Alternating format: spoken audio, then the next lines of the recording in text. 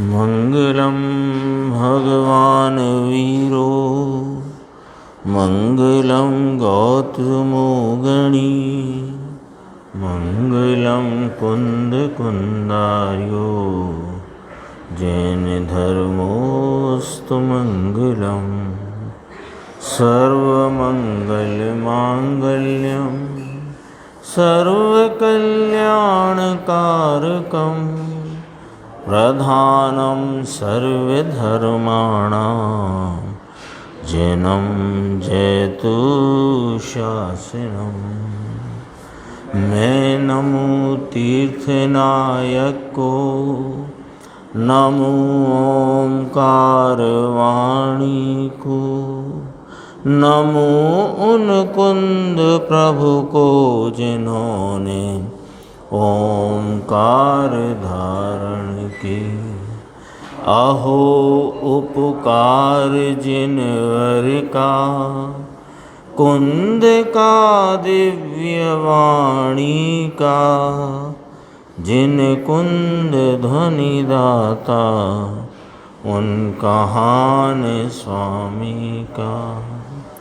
रमियूण जिणम वीरम अनंत वर्णान दंसन सहावम भोक्षामिणियम सारम केवली शुद्ध केवली भणिदम।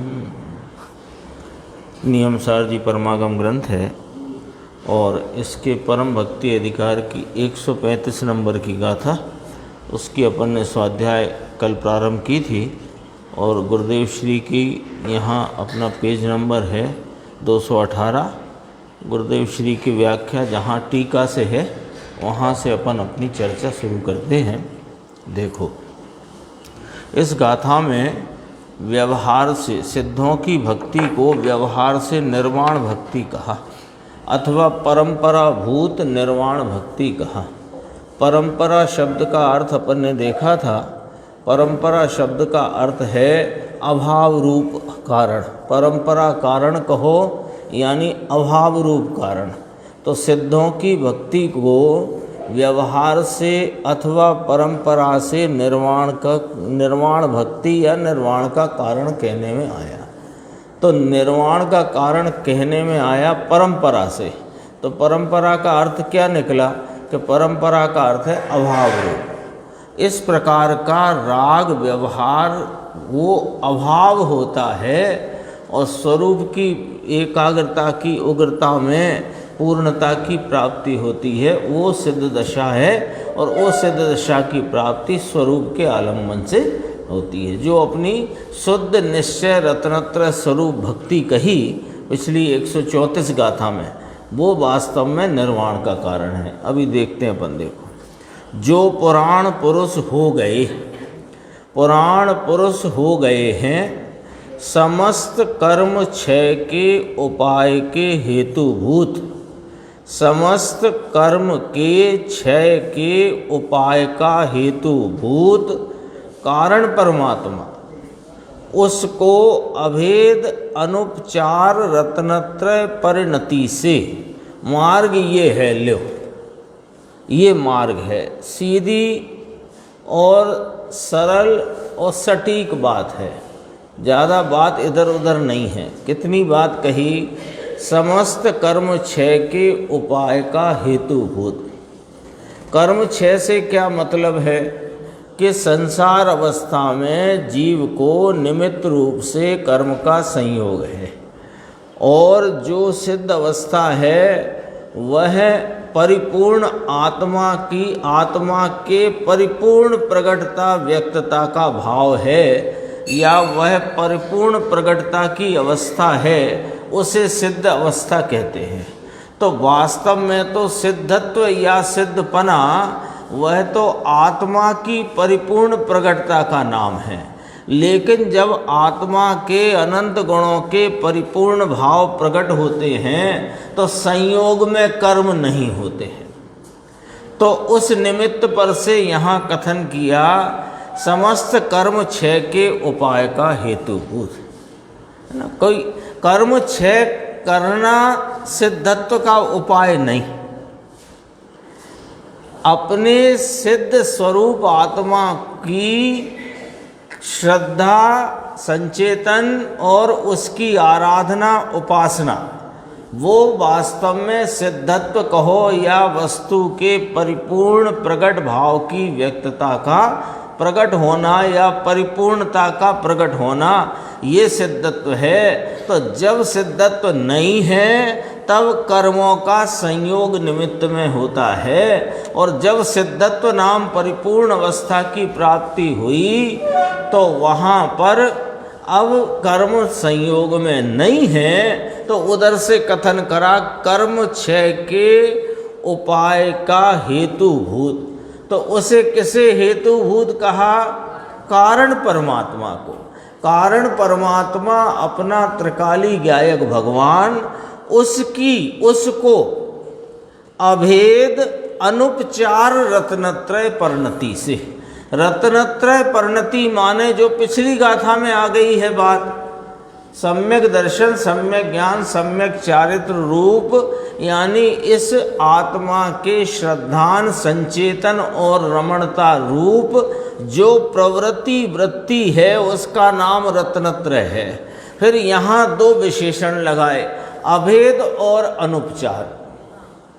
अभेद और अनुपचार ये दो विशेषण इस प्रकार लगाए कि जिनवाणी में सच्चे देवगुरु शासकीय श्रद्धा का राग आदि जो व्यवहार है, उसको जिन्हें अपने स्वरूप का आलम्बन वर्तता है, उनको अभी अस्थिरता में जितना राग है, प्रशस्त राग, उसको उपचार से रत्नत्रय कहते हैं। वह उपचारिक रत्नत्रय है, माने है नहीं और कहना, और वह भेद रूप भाव है। आत्मा से भिन्न पर पदार्थों की श्रद्धा का राग, उसका जानपना और उस संबंधी विकल्पात्मक वृत्ति, तो ये भेद रूप परिणाम है। उस भेद रूपता का और उपचार का निषेध करके अपने चैतन्य परमात्मा के श्रद्धान, आलम्बन और स्थिरता रूप जो अभेद अनुपचार रत्नत्रय परिणति है, उसके द्वारा भाते हैं। उसके द्वारा किसको भाते हैं, किसकी उपासना सेवना करते हैं?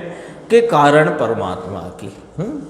मार्ग ये है, निश्चय ये है, पुराण पुरुष अनंत हो गए हैं, इन्होंने सर्व कर्म क्षय के उपाय के हेतुभूत कारण परमात्मा को अभेद अनुपचार यानी उपचार नहीं, निश्चय रत्नत्रय परिणति से सम्यक पने आराधन करके सिद्ध हुए हैं। ल्यो, एक पंक्ति में अनंत सिद्ध अब तक हुए, शुरू की ना बात पुराण पुरुष। पुराण पुरुष माने अनादि से अब तक जो अनंत सिद्ध हुए वे इस उपाय से हुए। किस उपाय से? कि प्रथम पंक्ति जितनी है इसे थोड़ी देर को अभी गौण करते हैं। किस उपाय से? कि कारण परमात्मा को अभेद अनुपचार रत्नत्रय परिणति से सम्यक पने, सच्चे पने से आराधन करके वे सिद्ध हुए हैं, और वे सिद्ध हुए हैं और निमित्त में कर्मों का क्षय हुआ है। तो अपने सिद्धत्व की प्राप्ति हुई, वहाँ निमित्त में कर्मों का क्षय हुआ, तो इसी उपाय को कर्म क्षय का उपाय कह दिया गया। अब तक जितने सिद्ध हुए अनंत, तो उन्होंने किसने कितने कर्मों का क्षय किया?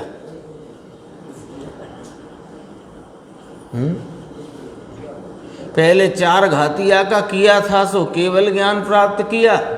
फिर 4 और बच गए, उन्होंने कहा अब इनको भी निपटा दो, तो 4 का और किया, 8 का किया, तब जाकर सिद्ध बने। ये पढ़ाई ऐसी नहीं है। सिद्ध कैसे हुए? कारण परमात्मा को अभेद अनुपचार सम्यक रत्नत्रय परिणति से इसकी आराधना करके सिद्ध हुए हैं। तो निमित्त में कर्मों का क्षय हुआ है। तो इस स्वरूप के आलम्बन वाली एकाग्रता की, उग्रता की जो दशा है, उसको कर्म क्षय का उपाय कहने में आया है। कर्म क्षय जीव करता ही नहीं, कर सकता ही नहीं। अभी तो चल रही थी बात, बाह्य वस्तु बंध का कारण क्यों नहीं, तो आज न्याय चला कि उसका जीव की पर्याय में अतद भाव है ना। यहाँ अतद भाव का अर्थ लेना अभाव, वो जो अतद भाव प्रवचन सार का है वो नहीं है। यहाँ अतद भाव माने अभाव है। जीव की पर्याय में कर्मादिक बाह्य वस्तु का अभाव है। तो कर्म आदि बाह्य वस्तु बंध का कारण नहीं है। बंध का कारण तो कौन है कि जो पर्याय में होए वो बंध का कारण होए, जो पर्याय में ही नहीं वो बंध का कारण कैसे होए। अभी चली थी ना बात। ऐसे ही कर्म क्षय का कार्य जीव कैसे करे? कर्म जीव की पर्याय में ही नहीं, तो कर्म क्षय का कार्य जीव कर सकता नहीं है।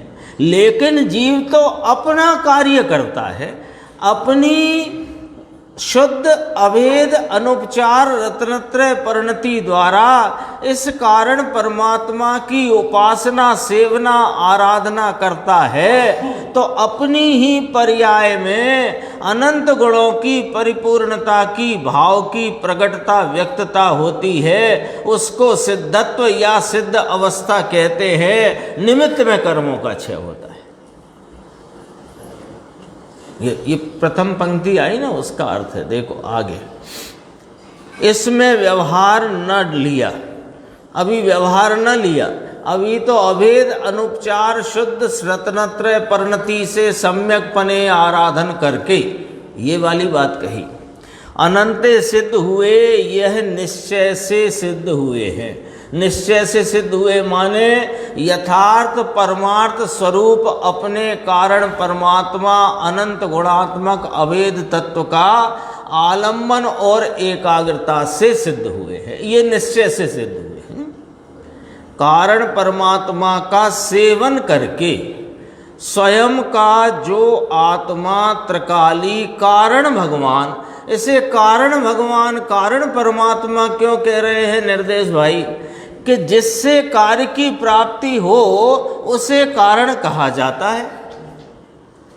तो ये सिद्धत्व रूपी परिपूर्ण आनंद, साधी अनंत काल का परिपूर्ण आनंद प्राप्ति के लिए कौन कारण है? यह चैतन्य भगवान।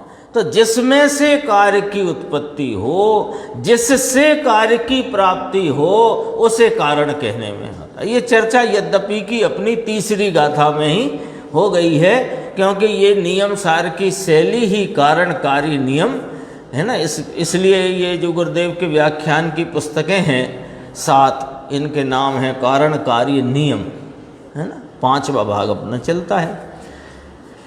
अपना जो आत्मा त्रिकाली कारण भगवान, उसको अभेद रीति से सम्यक प्रकार से अनुपचार रत्नत्रय परिणति से आराध करके, सेवन करके, उपासना करके, एकाग्रता करके सिद्ध हुए। इसलिए अब तक सिद्ध हुए, इसकी रीत भी रखी यहाँ पर इस गाथा में। टीकाकार मुनिराज पद्म प्रमलधारी देव ने ये रीति यहाँ रखी कि रीति तो ये है। क्या है रीति? कि यह कारण परमात्मा अपना निज चैतन्य भगवान, इसके का आलम्बन, इसका प्रतीति, इसका संचेतन और इसके आलम्बन रूप एकाग्रता के द्वारा इसकी निश्चय अभेद रत्नत्रय परिणति से आराधना करके सिद्ध हुए हैं। इसमें कहीं ये ना कहा कि जंगल में जाकर नग्नता ग्रहण करके इस प्रकार सिद्ध हुए, कहा ही नहीं। ये भी ना कहा कि 8 कर्मों का 6 करके सिद्ध हुए। यद्यपि के निमित्त में हुए हैं वो कर्मों के 6, और निमित्त में बाहर में जंगल में रहते हैं, वनवासी हैं, नग्न हैं, दिगंबर हैं, तो भी वह मार्ग नहीं है, इसलिए न कहा। जो है वो कहा। देखो इसकी रीति भी रखी कि रीति तो ये है, व्यवहार फिर आए। जो जीव इस चैतन्य परमात्मा की महिमा में, इसके महात्म में, इसकी रुचि जिज्ञासा में बरतता है, उसको पहले इसके महात्म और रुचि की तीव्रता से उपयोग बहिर्मुखता छोड़कर स्वरूप की सन्मुखता में परिणमित होता है। वहाँ पर इस चैतन्य भगवान का भान, श्रद्धान और उसकी एकाग्रता का जन्म होता है, यानी शुद्ध रत्नत्रय परिणति उत्पन्न होती है। उसके साथ या उसके बाद व्यवहार होता है, पहले नहीं होता है। लिखा है इसमें बाद में व्यवहार पछी आए, पूर्ण नहीं है ना इसको। अब फिर देखो, तेसिम्पी प्राकृत में है, तेसिम्पी संस्कृत में है, तेषाम अपि, और हिंदी में है उसको ये भी। किसको? कि जिसको स्वरूप की आराधना रूप शुद्ध निश्चय रत्नत्रय परिणति की उपासना है, उसको सिद्धों की भी भक्ति होती है। तेषाम अपि तेसिम्पि, अर्थात वह निश्चय वाले को भी पूर्ण ना होए तब, राग होए तब आती है। एकले व्यवहार रत्नत्रय की यहाँ बात नहीं है। व्यवहार रत्नत्रय वास्तव में अकेले रहने वाली चीज ही नहीं है।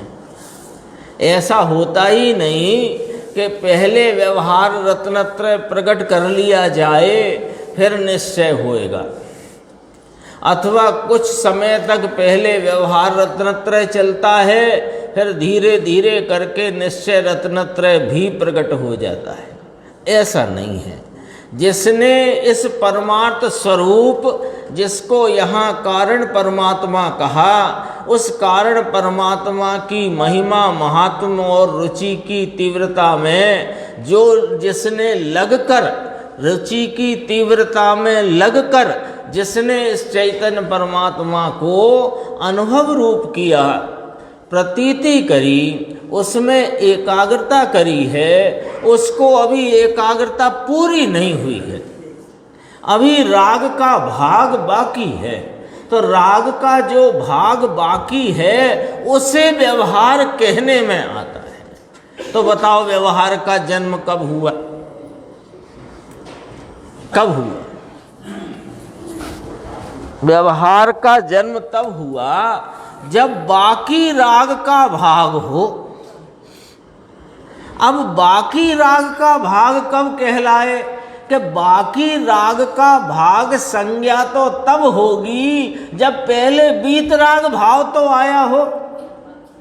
बाकी कब कहोगे? बाकी शेष राग, बाकी राग, रह गया राग कब कहोगे?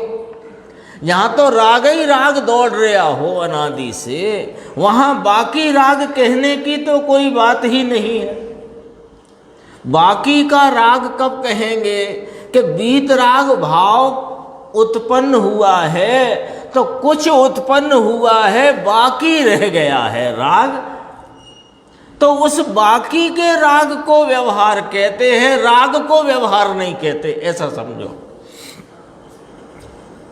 इसलिए कोई कहे कि अभी हमारे सच्चे देव गुरु शास्त्र की श्रद्धा का राग है, शास्त्र का ज्ञान है, व्रतादि के परिणाम हैं, तो व्यवहार रत्नत्रय तो हमारा चल रहा है। कि भाई साहब गलत फहमी हो गई आपको। क्योंकि ऐसे राग के परिणाम को भी व्यवहार तंत्र नहीं कहते, शेष रहे राग के परिणाम को कहते हैं। और शेष रहा कब हो, जैसे किसी को शेष रहा का एक उदाहरण बताते हैं सरल, कि जैसे किसी को किसी के 5 लाख रुपए देना हो, ठीक है ना, तो उसने 5 में से 1 लाख रुपया दे दिया, तो अब कहलाएगा ना शेष रह गया। से एक दिया तब तो शेष रह गया कहलाएगा, अभी 5 पैसे ही दिए नहीं है, अब जो बाकी बचाए अपन निबट लेंगे। अब तुम बाकी बचाए लाए कहाँ से, तुमने कुछ दिया क्या? तो बाकी तो तब बचे कि कुछ यहाँ वीतरागता का भाव उत्पन्न तो हुआ हो, तब बाकी का राग, वो बाकी के राग को व्यवहार कहते हैं। ये स्पष्टता इसमें आई है। देखो, उनके केवल ज्ञानादि शुद्ध गुणों के भेद को जानकर, किनके? सिद्ध भगवंतों के, जो अपने कारण परमात्मा का आलम्बन लेकर शुद्ध रत्नत्रय परिणति के द्वारा, जिन्होंने अभेद अनुपचार रत्नत्रय परिणति से इस चैतन्य भगवान की उपासना करके जो सिद्ध हुए हैं, उनके केवल ज्ञान आदि प्रकट हुए हैं ना। केवल ज्ञान अनंत चतुष्टय प्रकट है, अनंत ज्ञान, अनंत दर्शन, अनंत सुख, अनंत वीर्य, तो ये सब उनके गुणों के भेद को जानकर सिद्ध भक्ति है ना, तो भेद की है, ये व्यवहार भक्ति की बात है। केवल ज्ञान आदि शुद्ध गुणों के भेद को जानकर निर्वाण की परंपरा हेतुभूत, अब मोक्ष की परंपरा हेतुभूत व्यवहार, ये पंक्ति समझना। अब इसको क्या कहा, अब ये गाथा का पूरा नक्शा समझ में आ गया ना, कि क्या कहते हैं यहाँ पर, जिन्होंने इस कारण परमात्मा को अभेद अनुपचार शुद्ध रत्नत्रय परिणति से उपासना करके जो सिद्ध हुए हैं, तो पहले तो सिद्ध कैसे हुए हैं ये बात रख दी गई है, ठीक है। अब ये ऐसे सिद्धों के गुणों को जानकर उनके प्रति भी भक्ति आती है, उनके प्रति भी, तो भी लगाया तो पहले कुछ है तब भी लगा ना। तो पहले क्या है कि पहले अपने स्वरूप का आलम्बन लेकर के उसका संचेतन प्रतीति श्रद्धान और उसके आलम्बन से उपजी हुई आनंद वीतरागता की परिणति है, उसको भी सिद्धों की भक्ति का परिणाम आता है। उस सिद्धों की भक्ति के परिणाम को मोक्ष का परंपरा हेतु व्यवहार से कहा गया है। ये वाली बात है, देखो आई इसमें। लेकिन जिनको निश्चय है, इनको इस व्यवहार की बात है। चंद्रेश भाई, सिद्धों की भक्ति करते रहने से मोक्ष की प्राप्ति नहीं होती। मोक्ष के मार्ग में जो गतिमान हैं, उनको अभी राग की जो शेष अवस्था या राग का जो शेष भाग है, उसमें यह सिद्धों की भक्ति का भाव आता है। उसे व्यवहार से निर्वाण का परंपरा हेतु कहने में आया है। अब आगे और स्पष्ट हो जाएगी बात। देखो, ये निर्वाण की परंपरा हेतुभूत ऐसी परम भक्ति जो आसन्न भव्य जीव करते हैं। आसन्न भव्य, आसन्न माने निकट, एकदम आसन्न, निकट ही है जिनको भव्यता, भव्यता है और निकट ही जिनकी मुक्ति है।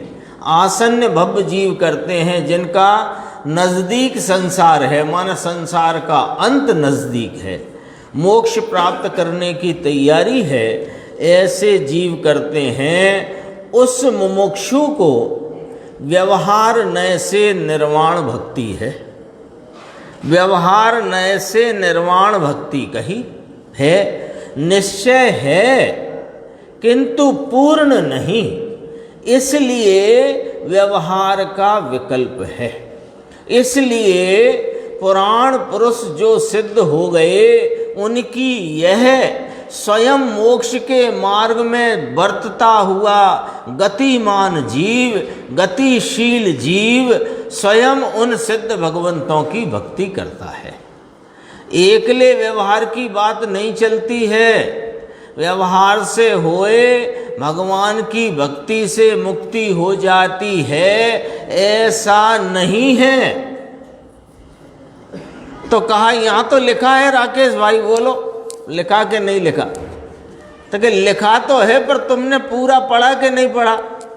व्यवहार से मोक्ष का परंपरा हेतु कहा, तो व्यवहार से कहा तो वो पहले ही साइन बोर्ड लगा है कि ऐसा नहीं है।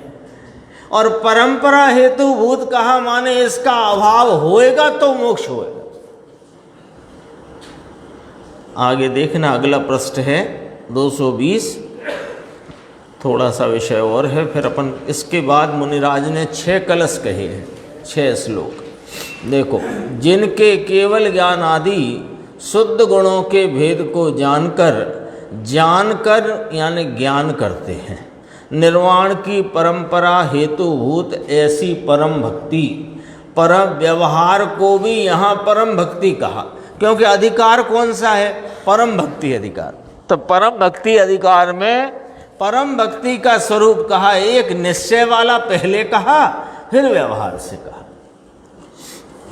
व्यवहार को भी यहाँ परम भक्ति कहा। परम भक्ति विषय परम भक्ति का है ना, ऊपर नाम ही इसका ये है अधिकार का, परम भक्ति अधिकार। इसलिए निश्चय जहाँ आत्मा का आनंद, निर्विकल्प राग विना का चैतन्य आनंद कंद प्रभु, इसका अनुभव करे, इसको बाकी रहेले राग में लिखा। क्या फरमाया गुरुदेव ने? बाकी रहेला राग। रहेला माने रहा हुआ। ये बाकी शब्द से पूरा भाव स्पष्ट होता है। बाकी रहे हुए राग में जो अनंते सिद्ध, कौन है अनंते सिद्ध? कि जो अभेद अनुपचार रत्नत्रय की परिणति से स्वरूप आराधना करके मुक्ति को प्राप्त हुए हैं, उनकी ये मोक्ष मार्गी स्वयं भक्ति करते हैं शुभ राग की। इतनी यहाँ पर बात है, वो भक्ति के शुभ राग से कल्याण हो जाता है, ये बात नहीं है। अब इस 135वीं गाथा की टीका पूर्ण करते टीकाकार मुनिराज 6 श्लोक कहते हैं। ये जो अपना ग्रंथ चलता है, इसमें गाथाएं हैं 187 और 311 हैं श्लोक, यानी प्रत्येक गाथा पे कम से कम 1 श्लोक तो है ही है। कोई गाथा बिना श्लोक की नहीं, और कोई पे 9 तक हैं, 6 हैं, 7 हैं, 9 हैं। दूसरी बात, इसमें जो टीकाकार मुनिराज पद्मप्रम मलधारी देव हैं, उनको इसमें बहुत अलंकारों और उपमा के प्रयोग द्वारा बहुत ही समझो भाषा की दृष्टि से भी अत्यंत पुष्ट यहाँ पर श्लोक प्रस्तुत किए हैं। तो उनकी इस टीका में और टीका के साथ जो श्लोक हैं, उनमें 3 विशेषताएं हैं। 3 विशेषताएं। एक तो भाषा की दृष्टि से वे बहुत ही समृद्ध हैं सभी श्लोक। दूसरी बात, तथ्यात्मक वर्णन तत्वपरकता से परिपूर्ण है। और तीसरी बात, भक्ति भी उनमें भयंकर छलकती है, बहुत अतिशय भक्ति छलकती एक एक श्लोक में। देखो अब जैसे यही श्लोक आता है, अपन देखते हैं। देखो श्लोक 221, उद्भूत कर्म संदोहान सिद्धान सिद्धि बधोदमान संप्राप्तष्टगुणैश्वर्यवान् नित्यं वंदे शिवालयान्। देखो अब ये भक्ति की बात कहते हैं, जिन्होंने कर्म समूह को खकेर डाला है। खकेर डाला माने जैसे कोई वृक्ष हो, उसमें फल लगे हों कुछ, और खकेर दिया तो सब टप टप टप टप नीचे, है ना ऐसे जिन्होंने कर्म समूह को खकेर डाला है, जो सिद्धि वधू के यानी मुक्ति रूपी स्त्री के पति हैं। कौन है मुक्ति रूपी स्त्री का पति? सिद्ध भगवान, जो सिद्धि वधू के पति हैं, जिन्होंने अष्ट गुण रूप ऐश्वर्य को संप्राप्त किया है और जो कल्याण के धाम हैं, उन सिद्धों को मैं नित्य वंदन करता हूं। भक्ति आई ना, भक्ति भी आ गई, सिद्धों का स्वरूप भी आ गया, दो बातें आ गई ना। और भाषा की तो अपन बात ही कर रहे हैं कि वो तो उनकी बहुत अलंकारिक और साहित्य को किससे समृद्ध भाषा है। देखो ये पहला 1 2 3 4 पॉइंट हैं। कर्म समूह को खकेरना कहा है, ये कह कर के कहा कि सिद्ध अवस्था में अब कोई कर्मों का किंचित संयोग नहीं है कि हाँ। अच्छा, फिर कहा सिद्धि वधू के पति हैं। ये क्या कहा कि सिद्धि रूपी पर्याय में जो प्रकटता है उसके धनी हैं वे। पर्याय में स्वरूप तो सिद्ध स्वरूप तो कब से है कि निगोद में थे तब से है। सिद्ध जैसा स्वरूप, सिद्ध स्वरूप सम कब से इस आत्मा का स्वरूप है कि अनादि से, भले निगोद में रहे हों तब भी। लेकिन अब तो पर्याय में यह सिद्ध कर दिया है कि ये पर्याय में प्रकटता के द्वारा सिद्ध कर दिया है कि ऐसा ही मेरा स्वरूप है। तो इसको कहा सिद्धि। सिद्धि वधू, पर्याय को वधू उपमा दी। तो सिद्धि वधू के पर्याय में अपने स्वरूप की सिद्धि को जिन्होंने प्राप्त किया है उसके ये धनी हैं, सिद्धि वधू के पति हैं। तीसरा लिया जिनके 8 गुण रूप ऐश्वर्य को जिन्होंने प्राप्त किया है। 8 गुण प्रकट हो गए ऐसा कहने में आता है ना। गुण तो वास्तव में कोई प्रकट होते नहीं, गुण प्रकट हुए वो भी पर्याय की प्रकटता को ही यहाँ गुण प्रकट हुए। आता है ना अगुरु लघुत्व अवगाहनत्व और वो अव्यवादत्व आदि 8 गुण प्रकट हुए। तो वो कहने में वे गुण नहीं है, वे पर्याय हैं। गुण कोई प्रकट होए और मिटे उसे गुण कहते नहीं। उत्पन्न होना मिटना पर्याय का भाव है, और वस्तु का और गुण का भाव है कि वस्तु के आश्रय से सदा काल रहना, ना प्रकटना ना मिटना। और गुणों का क्या स्वरूप है? तो पंचाध्यायी में बहुत अच्छी बात कही कि गुण द्रव्य के आश्रय से रहते हैं। तो फिर उसमें एक परिभाषा करी गुण की कि जो गुण के आश्रय से नहीं रहते वे गुण होते हैं। क्योंकि गुण गुण के आश्रय नहीं है, गुण द्रव्य के आश्रय से रहते हैं, इसलिए गुणों की व्याख्या करते ऐसी बात कही। तो ये जो 8 गुण रूप ऐश्वर्य की प्राप्ति हुई, ये पर्याय में उस प्रकार के परिपूर्ण भाव को प्राप्त किया है, ऐसा कथन किया। अब कहा कि जो कल्याण के धाम हैं, जो स्वयं कल्याण रूप भाव को प्राप्त हुए हैं, और सच कहो तो जगत भर के भव्य जीवों को अपने मूकपने से कल्याण का उपदेश देते हैं। मूकपने उपदेश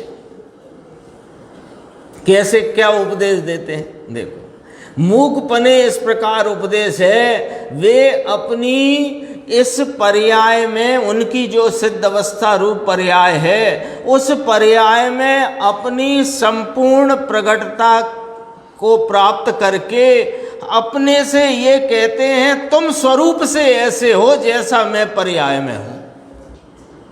जैसा मैं पर्याय में वर्तता हूं ऐसे तुम भी स्वरूप से अभी हो।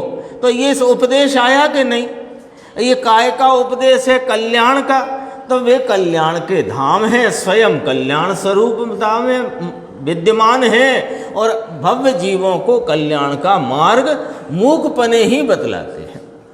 देखो गुरुदेव का व्याख्यान, जिन्होंने कर्म समूह को खकेर डाला है, व्यवहार की भाषा है भैया, बाकी तो स्वरूप में ठहरते हैं तो ये वस्तु नाम कर्म खिर जाते हैं। कर्म की पर्यायपने हैं ये आत्मा तरफ।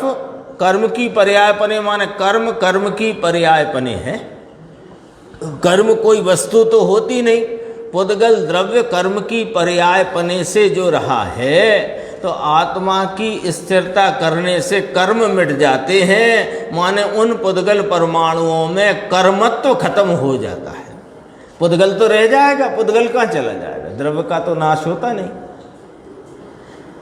ये आत्मा तरफ जहाँ अंदर स्थिर होते हैं, ये कर्म पने पर्याय है, वह अकर्म पने पर्याय हो जाती है। नाश तो दूसरा कुछ होता नहीं। ये कर्म पर्याय पने थी, वह पर्याय यानी पुद्गल की जो पर्याय कर्म पने थी, वह पर्याय अकर्म पने हो गई। इसका नाम कर्म का नाश किया ऐसा कहने में आता है ना। नाशवास का काम है ही कहाँ?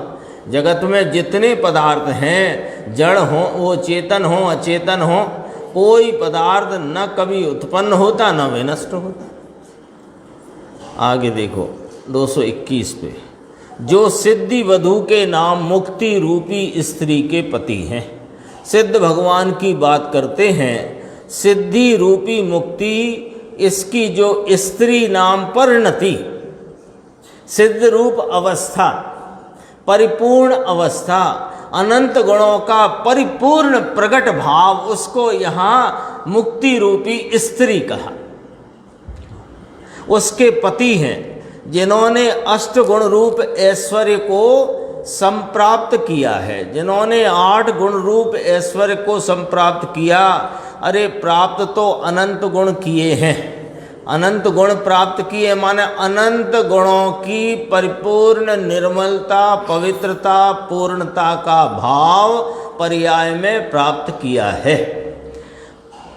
लेकिन मुख्य 8 व्यवहार के लिए, ये 8 बातें मुख्यता से वो सिद्धत्व की प्राप्ति रूप भाव को दर्शाने के लिए, कथन करने के लिए ये 8 गुण प्रकट हुए। इस प्रकार व्यवहार से कहा जाता है। अष्ट गुण रूप ऐश्वर्य को संप्राप्त किया है और जो कल्याण के धाम हैं, स्वयं ज्योति सुख धाम, परमात्मा सिद्ध कल्याण के स्थान हैं, कल्याण का क्षेत्र है, वे स्वयं कल्याण का धाम हैं। उन सिद्धों को इस प्रकार पहचान कर निश्चय सहित लो। तेसाम अपी वाली बात यहाँ भी रहेगी कि नहीं रहेगी? निश्चय सहित माने अपने सिद्ध स्वरूप को पहचान कर उसका आस्वादन पूर्वक, उसके श्रद्धान पूर्वक उसमें एकाग्रता रूपी मोक्ष मार्ग निश्चय बरतता है। उस सहित में ऐसे सिद्ध भगवंतों को नित्य वंदन करता हूँ। तो हम व्यवहार से कर लें तो कर दो, व्यवहार वंदन करना तो व्यवहार ही है, निश्चय तो है नहीं। लेकिन तुम्हें व्यवहार कब आएगा? कि जब निश्चय प्रगटेगा तब। उसके बिना व्यवहार होता नहीं। देखो मैं नित्य वंदन करता हूँ, तो नित्य वंदन करता हूँ तो ये तो व्यवहार है। क्या? सिद्धों की भक्ति व्यवहार है। लेकिन व्यवहार बीच में आता है। नित्य शब्द से क्या कहा चंद्रेश भाई के दररोज आता है प्रतिदिन आता है, इसलिए नित्य बनता हूँ ऐसा कहा। अब प्रतिदिन आता है, निश्चय में रह सकता नहीं। सुबह शाम प्रतिक्रमण में आते हैं, उनका स्मरण करते हैं, इसलिए नित्य वंदन करता हूँ ऐसा कहने में आता है। भाई नित्य का अर्थ कोई 24 घंटे उनका ही वंदन करता हूँ ऐसा नहीं है। ऐसा हो तो फिर इसकी उपासना कौन करेगा? ये कारण भगवान की, ये तो इधर रह नहीं सकते। स्थिरता अभी इतनी नहीं है कि यहाँ रुक सकें। तो वो जो परिणति यहाँ से च्युत होती है तो सिद्धों की भक्ति का यानी उनके स्मरण का भाव आता है, तो उसको ही यहाँ नित्य वंदन करता हूँ शब्द से सूचित किया है। मैं नित्य वंदन करता हूँ ऐसे सिद्धों को। व्यवहार की गाथा है ये, 135 नंबर की गाथा व्यवहार की सिद्धों की भक्ति की गाथा है। ये अपना 221 नंबर कलश हुआ और अब 222 और आगे के कलश की चर्चा अपन आगे की स्वाध्याय में